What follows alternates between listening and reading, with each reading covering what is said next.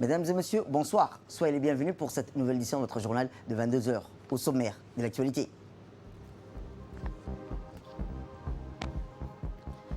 À la une dans l'actualité nationale, célébration de la journée internationale de l'alphabétisation.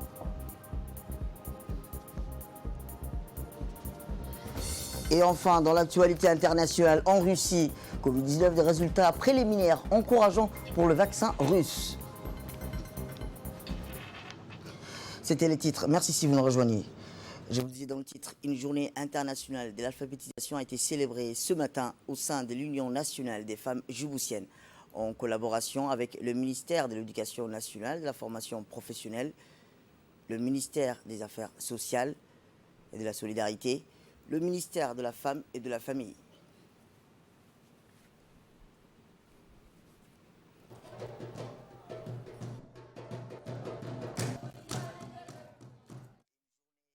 Riche en couleurs, avec des danses folkloriques et traditionnelles.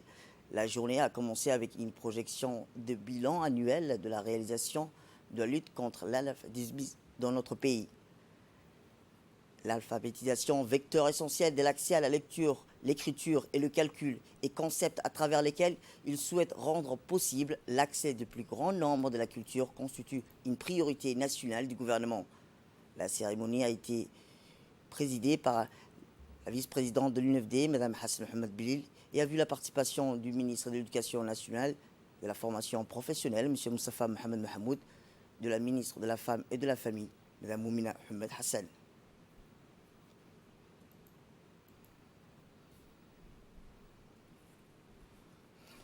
La vice-présidente de l'UNFD, Mme Hassan Mohamed Belil, qui a rappelé combien la crise sanitaire due au Covid-19 a mis en mal les enseignants et apprentissages de l'alphabétisation, l'occasion pour elle de souligner le rôle des éducateurs et l'évolution des pédagogies.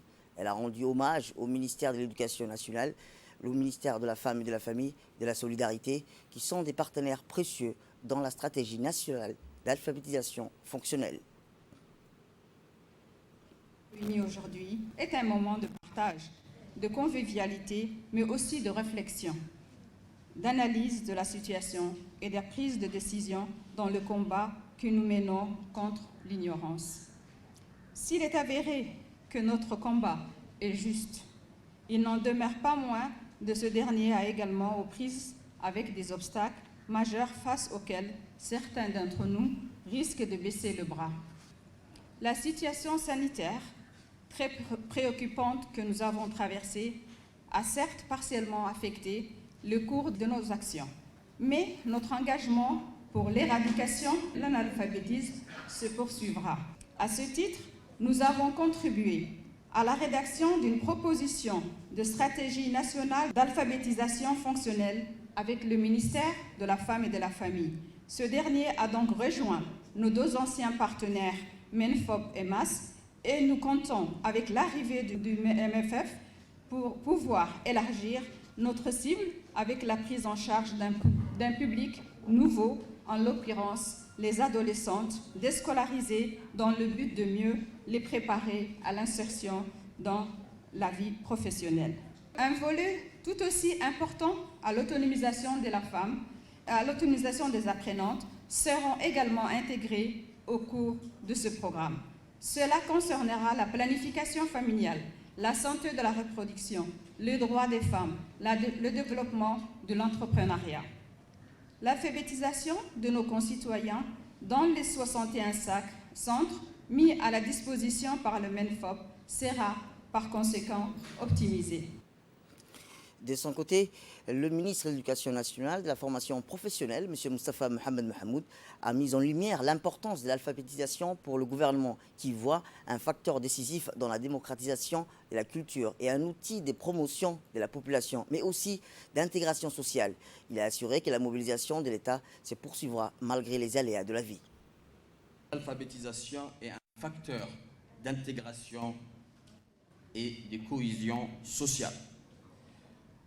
Avec près de 3000 livres fournis l'an dernier, le soutien indéfectible de mes services techniques, l'implication de mon département à la réussite de ces projets est désormais inscrite sur notre feuille de route. Les établissements scolaires ainsi que le personnel d'encadrement mobilisé resteront, Inch'Allah, à la disposition des apprenantes et nous vous rassurons, Madame la vice-présidente, Madame la secrétaire générale de l'UNFD, que, Inch'Allah, nous augmenterons le nombre en fonction de vos besoins. La mobilisation de l'État trouvera donc une illustration très concrète dans la réussite de ce programme et sa contribution ne sera en aucun cas remise en cause. Soyez rassurés encore une fois, Madame la vice-présidente, que mes collègues, Madame Moumina et bien sûr Madame Mouna et moi-même poursuivrons à vous accompagner dans ces projets d'intérêt national. En outre, nous ne devons pas perdre de vue que le combat pour l'accès de tous à la lecture n'est pas encore terminé pour les personnes, bien sûr, dites valides et a fortiori pour les personnes à mobilité réduite. Beaucoup de personnes sont encore privées des plaisirs de lire et donc je m'associerai à l'UNFD à cet égard pour explorer les possibilités qui nous sont offertes dans la prise en charge également des personnes analphabètes et handicapées. L'UNFD est une ONG qui œuvre beaucoup en faveur de la culture sous toutes ses formes. Le succès non démenti depuis 1977 de la lutte contre l'alphabétisation illustre cette ambition de promouvoir l'accès au savoir et de sensibiliser des publics de tout âge. Les résultats qui viennent de nous être présentés nous rappellent à quel point notre vigilance doit être alertée. Les propositions avancées par l'équipe d'alphabétiseurs concernant le recours à d'autres formes de diffusion du savoir, lire, écrire et compter seront bien entendu explorées et réalisées dans les meilleures conditions possibles. Je salue enfin les organisateurs de cette journée, avec à leur tête Madame Hassana, vice-présidente de l'UNFD. La célébration de cette journée est une tradition pour nous tous et donc une occasion de nous engager plus fermement dans l'atteinte de nos objectifs d'éradiquer l'analphabétisme dans notre pays. Et enfin, la ministre de la Femme et de la Famille, Mme Moumina Ahmed Hassan, a rendu hommage au chef de l'État qui a inscrit les programmes de l'alphabétisation dans la feuille de route de l'action gouvernementale. Elle s'est dit heureuse des résultats obtenus depuis les années 2000, qui sont fort probantes quant à l'efficacité de cette politique menée à tambour battant. L'alphabétisation est un programme national qui s'inscrit dans la vision du chef de l'État, qui a toujours en tête de penser aux populations pour des raisons diverses et variées, ont été exclues du programme ou du système existant en République de Djibouti. Il souhaite donner la chance à toute personne, homme comme femme, jeune comme vieux, d'accéder à l'éducation et à l'instruction. Donc ce programme existe depuis un certain nombre d'années, mais ces 4 dernières années, l'effort a été doublé, car il y a quand même 3 départements ministériels qui se sont mobilisés pour atteindre un objectif, faire en sorte qu'à court terme et à moyen terme, l'analphabétisme disparaisse du paysage djiboutien.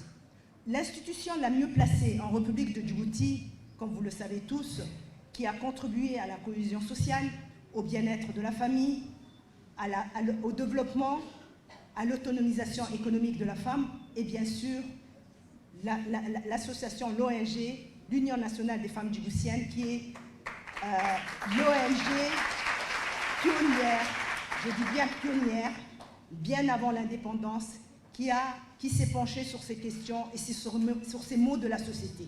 Je voudrais m'adresser aux personnes que nous ciblons à travers ce programme, aux femmes, aux hommes, aux jeunes, qui n'ont pas eu l'occasion et l'opportunité d'aller à l'école pour apprendre à lire. Aujourd'hui, je vous demanderai de saisir cette opportunité que le gouvernement vous tend pour pouvoir sortir, pour pouvoir savoir lire et écrire. Cette lecture et cette écriture va vous permettre d'acquérir à l'autonomisation économique. Et cette autonomisation économique vous permettra de contribuer pleinement au développement de votre pays. Eh bien, notre équipe a recueilli quelques réactions lors de la journée internationale de l'alphabétisation qui a été célébrée ce matin, rappelons-le, au sein de l'Union nationale des femmes djiboutiennes. La journée étant une journée internationale,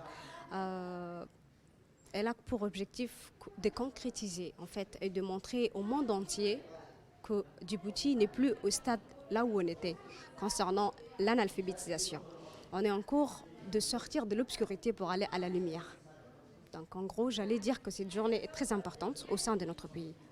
Autant qu'enseignante, j'allais dire que je n'ai pas rencontré beaucoup de difficultés, mais au contraire, j'ai acquis beaucoup de connaissances, d'expériences durant les deux sessions dernières. Elles étaient riches. D'abord, j'allais dire personnellement que quand on enseigne des personnes adultes, c'est beaucoup plus mieux que lorsqu'on enseigne des enfants ou j'allais dire des adolescents. Parce que les personnes adultes sont des personnes avant tout responsables. On enseigne de mamans, je vais dire rarement de pères, mais souvent de mamans et de jeunes personnes. Donc c'est des personnes déjà responsables. On n'a pas besoin de dire vous vous levez d'ici pour aller vous asseoir là-bas. Il n'y a pas de cri dans la salle de classe, mais on est plutôt dans le calme plat et le cours est conçu clairement. Santé à présent, la base logistique du PAM au PK20 a abrité hier une cérémonie de remise de 2 ambulances et près de 600 cartons de médicaments offerts par le HCR aux autorités publiques dans le cadre de la lutte contre le Covid-19. Le ministre de l'Intérieur et le ministre de la Santé, à savoir M. Moumin Ahmed Cher et M. Mohamed Oussama Dirié, ainsi que le représentant du HCR à Djibouti, M. Sakor, ont parrainé cette importante cérémonie. C'est donc s'inscrire dans le cadre global d'action en faveur des réfugiés et en particulier l'inclusion des réfugiés dans le programme national de santé, la riposte au Covid-19 à Djibouti. L'occasion pour le représentant du HCR, M. Sakor, de souligner les efforts remarquables du gouvernement dans la lutte contre la pandémie. Il a rappelé combien ses équipes ont travaillé main dans la main pour mettre en place le plan national de riposte contre le Covid-19. Ce plan qui prend en compte les réfugiés car c'est un engagement de l'État de Djibouti a pris depuis la déclaration de New York. Le ministre de la Santé, de son côté, M. Mohamed Oussama Dirié, s'est dit heureux de réceptionner ces 2 ambulances de ce lot de médicaments. Il a remercié le représentant du HCR et son collègue de l'Intérieur pour ce don de médicaments et ambulances qui permettront de renforcer les dispositifs de riposte contre la pandémie. Et enfin, le ministre de l'Intérieur, Moumin Ahmed Cher, en sa qualité de responsable de la politique migratoire, a salué cette généreuse donation du HCR aux autorités publiques qui ne ménagent pas leurs efforts pour endiguer la pandémie, autant parmi les réfugiés que les populations hôtes.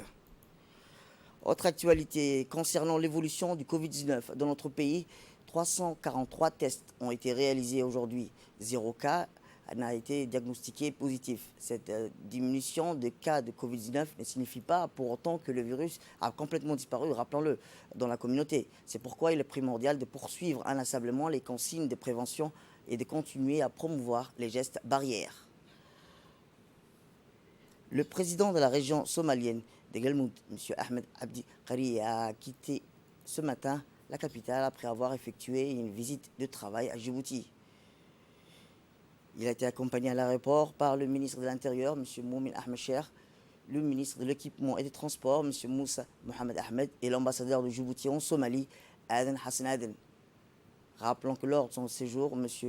Karia avait rencontré le président de la République, son Excellence Ismaël Berglé, où les discussions avaient porté sur le dernier développement survenu en Somalie et dans la région de Galmudug.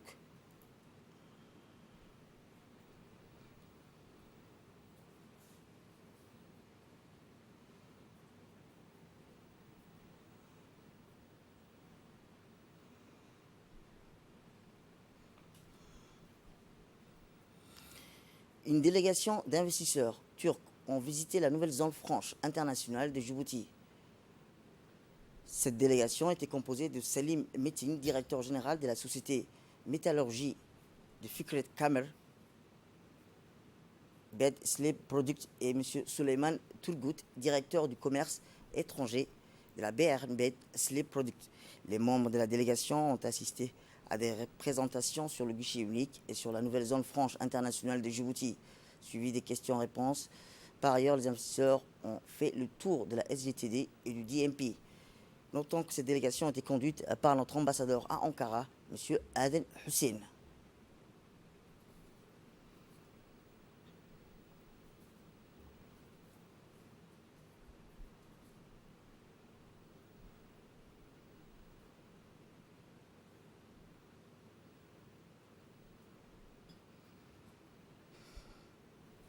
Et enfin, dans l'actualité nationale, dans le cadre du projet de renforcement de la capacité opérationnelle de la garde-côte, le colonel Waïs Omar Bourré, commandant de la garde-côte, a pris part lundi dernier à une réunion de travail en vidéoconférence avec le directeur du département des infrastructures et management de la JICA, M.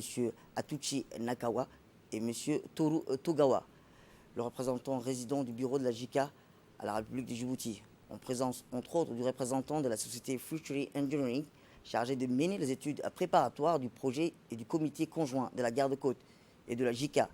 La tenue de cette réunion virtuelle a été une occasion de retrouver pour discuter des questions existentielles liées à la réalisation de l'étude préparatoire en vue de l'acquisition de 2 patrouilleurs de 35 mètres, d'un ponton flottant et de le cadre d'aide non remboursable. Rappelons que la JICA a loué les efforts considérables de la collaboration professionnelle de la garde-côte djiboutienne, qui ne ménage aucun effort pour participer activement à la réalisation de ce projet.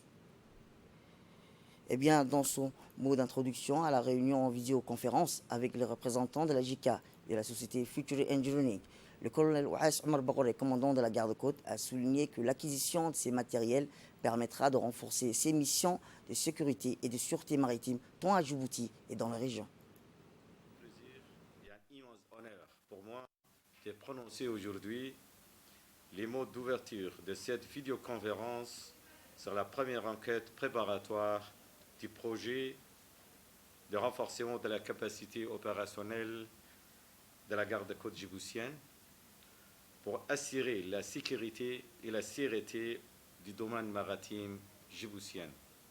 La tenue de cette réunion virtuelle dans le contexte actuel de la pandémie, dont sa circulation est toujours active dans le monde entier, montre la volonté et la forte détermination de 2 côtés, djiboutiens et japonais.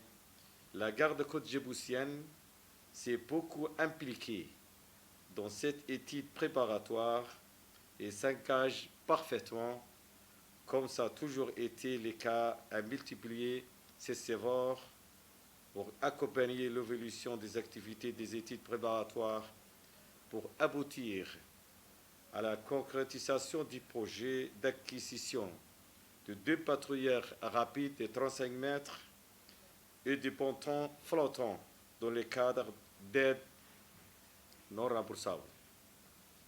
Je voudrais saisir cette occasion pour renouveler notre gratitude et notre reconnaissance au peuple et au gouvernement du Japon, frères et amis, pour leur soutien constant et leur foi inébranlable en notre pays et en particulier à la garde-côte djiboutienne.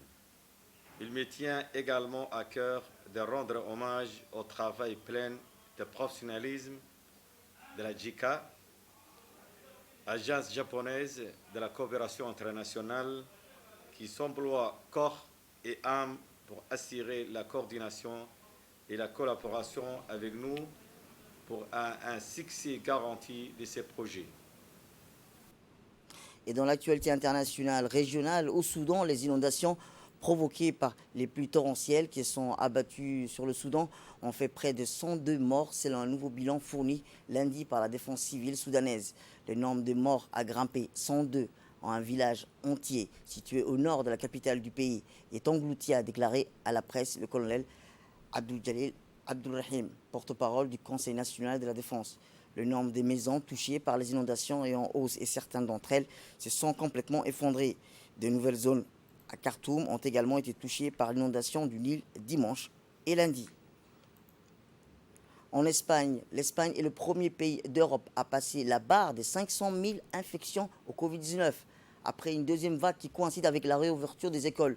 Le nombre de cas rapporte à la population espagnole une proportion environ 2 fois plus importante que celle de la France ou de l'Italie. Depuis mars, les enfants retournent pour la première fois à l'école avec masque obligatoire pour plus de 6 ans. Eh bien, dans l'actualité internationale, je vous le disais dans le titre, parlant de vaccins, il y a quelques semaines, la Russie a annoncé la finalisation d'un vaccin contre le Covid-19, SARS-CoV-2. Une étude préliminaire vient de publier des résultats encourageants. Selon cette étude, le vaccin déclenche bien une réponse immunitaire et n'a pas entraîné d'effets indésirables graves. Le 11 août dernier, Vladimir Poutine a annoncé l'enregistrement d'un premier vaccin officiel pour lutter contre la pandémie du Covid-19, prévu pour une mise en circulation dès le 1er janvier prochain. Ce vaccin, nommé Sputnik 5, avait toutefois suscité la méfiance de nombreux pays et autorités sanitaires. Le même jour, l'OMS avait appelé à la plus grande prudence, déclarant, entre autres, une discussion avec les autorités russes. C'est tout pour cette édition. Merci à vous de nous avoir suivis. Restez avec nous pour la suite de nos programmes télévisés.